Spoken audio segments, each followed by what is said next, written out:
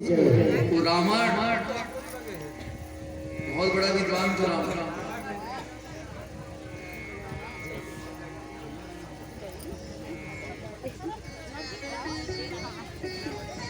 तो जो स्वयं में पूर्ण है उसे कोई पूर्ण। तो आज स्कंद तक आपको कथा श्रवण कर चुके हैं। अब हम नवम स्कंद की कथा सुना रहे हैं। और हम शुरू दिन बताएं कि भागवत में कितने स्कंद हैं? 12। कितने अध्याय है? 335। और कितने श्लोक है? 18,000। तो नवम स्कंद में 2 वंश का वर्णन, एक चंद्र वंश का वर्णन और एक सूर्य वंश का वर्णन। तो सूर्य वंश में किसका प्राकट्य हुआ? भगवान राम। प्रेम से बोलो रामचंद्र भगवान की जय। और चंद्र वंश में किसका प्राकट्य हुआ? भगवान कृष्ण। प्रेम से बोलो कृष्णचंद्र भगवान की जय।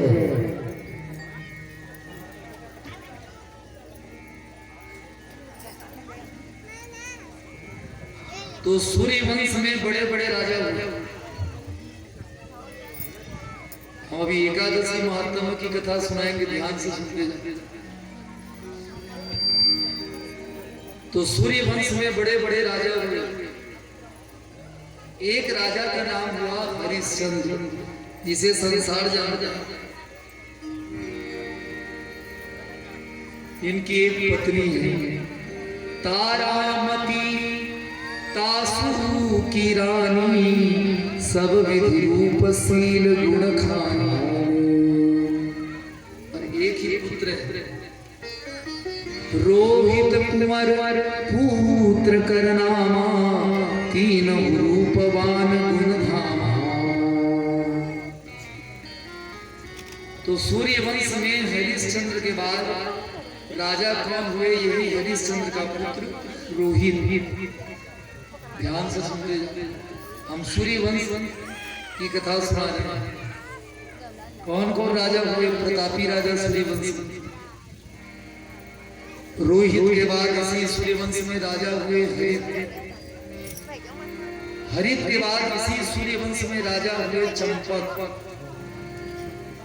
चंपक के बाद इसी सूर्य वंश में राजा हुए आहू। आहू के बाद इसी सूर्य वंश में राजा हुए वही महाप्रतापी राजा सगर। प्रेम से भक्त वत्सल भगवान की जय। इसकी कथा हम गीता के दिन सुनाएंगे।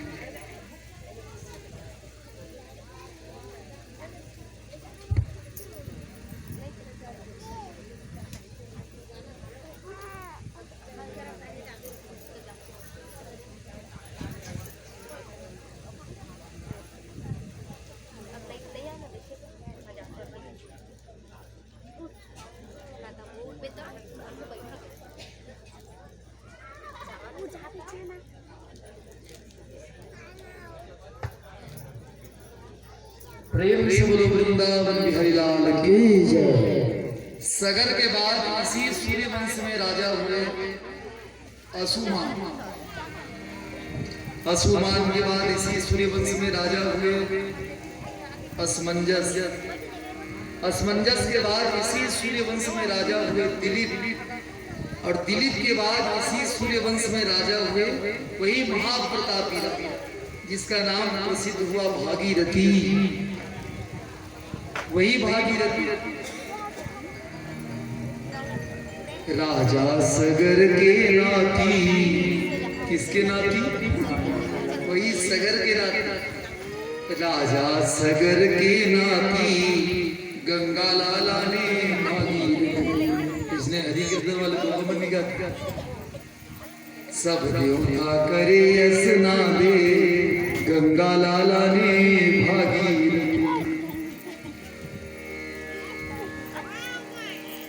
तो पृथ्वी में गंगा को लाने वाला कौन? यही भागीरथी। प्रेम से बोलो भक्त वत्सल भगवान की जय। और कितनी गंगा है पूरे सृष्टि में? हम कल बताएंगे। केठो गंगा हवे गीता इसे चुप हो गई। महाराज राजभर रामायण सुनी। अब इंडिया के लिए जजमान के थे महाराज, ते रात भर रामायण सुनाए थे, लेकिन एक तो बात समझ नहीं। क्या बात? कि महाराज राम राक्षस से कि रावण राक्षस से,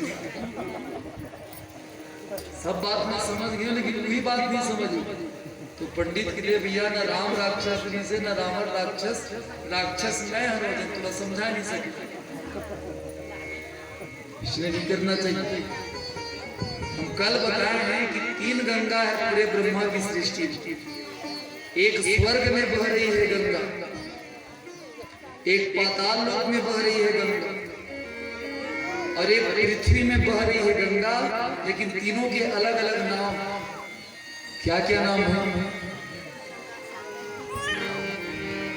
सुरपुर में मंदाकिनी, प्रभावती पाताल राम,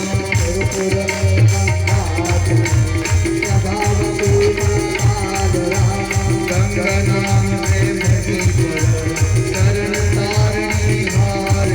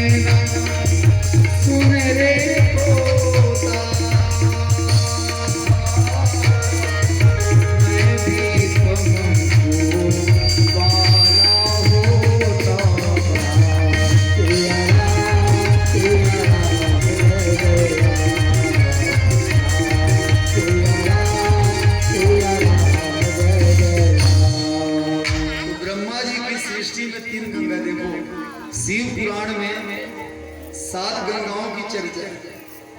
शिव पुराण में, शिव पुराण के अनुसार कितनी गंगा है? 7। लेकिन श्रीमद् भागवत के अनुसार 3 गंगा, एक स्वर्ग में बहती है गंगा, एक पाताल में बह रही है गंगा, और एक पृथ्वी में बह रही है गंगा। लेकिन तीनों के अलग अलग नाम, क्या क्या नाम है? सूरपुर में मंदाकिनी, जो स्वर्ग में नदी बह रही है वो भी है गंगा, लेकिन उसे वहां क्या कहते हैं सुरेश जी? मंदाकिनी। प्रेम से बोलो मंदाकिनी मैया की जय। प्रभावती पाताल, और जो पाताल लोक में नदी बह रही है वो भी है गंगा, लेकिन उसे वहां क्या कहते हैं? प्रभावती। प्रेम से बोलो प्रभावती मैया की जय। और गंगा नाम है मही पर, मही नाम पृथ्वी, तरण तारिणी हार। और जो हमारी पृथ्वी में नदी बह रही है उसे हम कहते हैं गंगा। और गंगा का अर्थ क्या है? गण गण छेदी गंगा यस्य सह गंगा, जो गनगन गनगन बहती, जो बड़े वेग से बहती। देखो बहुत सी नदियां, सिंधु, सरस्वती, यमुना, गोदावरी, नर्मदा, कावेरी, सरयू। कहाँ है सरयू? अयोध्या। गंडकी नेपाल, तुंगभद्रा आंध्रा, और हमारे छत्तीसगढ़ में भी बहुत सी छोटी छोटी नदियां, छोटी नदी, बड़ी नदी, महानदी, शिवनाथ, अरबा, खारून, इंद्रावती। लेकिन सभी नदियों में ज्यादा वेग से बहने वाली कौन सी नदी है? गंगा। और कहां से निकलती है गंगा? हिमालय से। और कहां गिरती है गंगा? बंगाल की खाड़ी। प्रेम से बोलो गंगा मैया की जय। व्यक्त हो बात कब के आप लोगों के पूर्वज, हमारे पूर्वज हड्डी को हम गंगा जी में डाल रहे हैं, विसर्जन कर रहे हैं कई युगों से।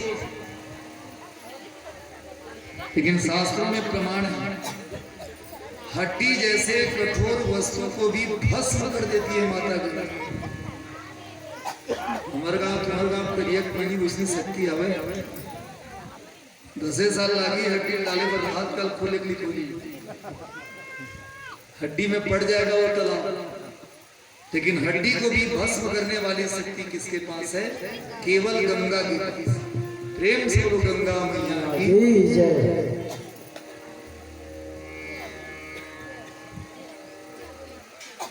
तो गंगा को लाने वाला यही भागीरथी। भागीरथी के बाद इसी वंश में राजा हुए रघु, महाबलवान रघु। आनंद रामायण में प्रसंग है, यही राजा रघु रावण को मारने के लिए तैयार हुआ। हाँ, रघु क्रोध में आकर के रघु और दुष्ट रावण को मारने के लिए तैयार हो गए। इसी समय ब्रह्मा जी प्रकट हो गए। महाराज जी, रावण का वध आपके नाती के द्वारा होगा, आप शांत होइए महाराज। इतने महाप्रतापी रघु। और इसी दिन से सूर्य वंश से लोग इस वंश को कौन से वंश से जानने लग गए? रघुवंश। रघुकुल रीति सदा चली आई, रघुकुल रीति सदा चली आई।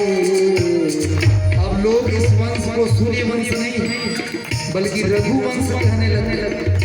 यही राजा के कारण महान गौ भक्त, गौ माता की सेवा करने वाला रघु।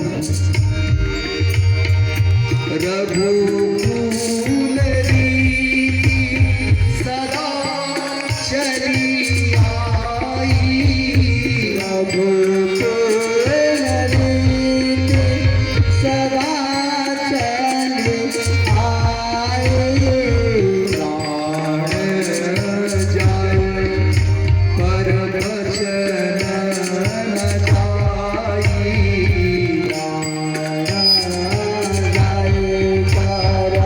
वचन न जाई, और इसी रघु के बाद और कई बड़े बड़े राजा हुए। और आज के एक पुत्र हुए जिसका नाम प्रसिद्ध हुआ महाराज दशरथ। आइए, भागवत में सुखदेव महाराज राजा परीक्षित को केवल 2 अध्याय में राम कथा सुनाई, छेपक रूप में।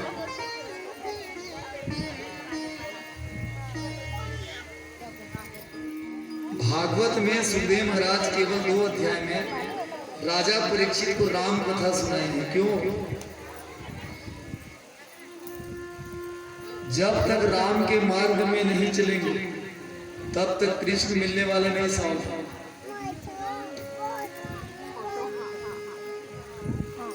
इसलिए हम बताए हैं